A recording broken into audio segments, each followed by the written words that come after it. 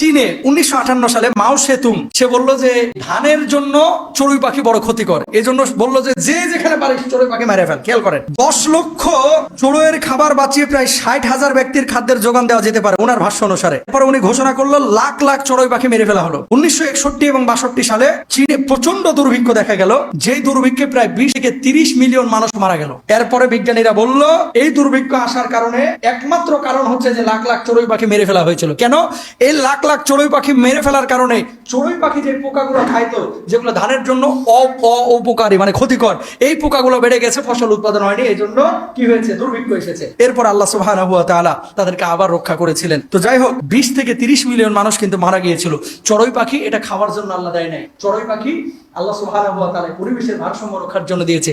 তারপরেও যদি খাইতে চান খাইতে পারেন, কিন্তু পরিবেশ রক্ষা করার জন্য পরিবেশ বিজ্ঞানীরা যে সমস্ত দিক নির্দেশনা দেয়, এই সমস্ত দিক নির্দেশনা আপনার আমার মানা উচিত। আমিন বলেন।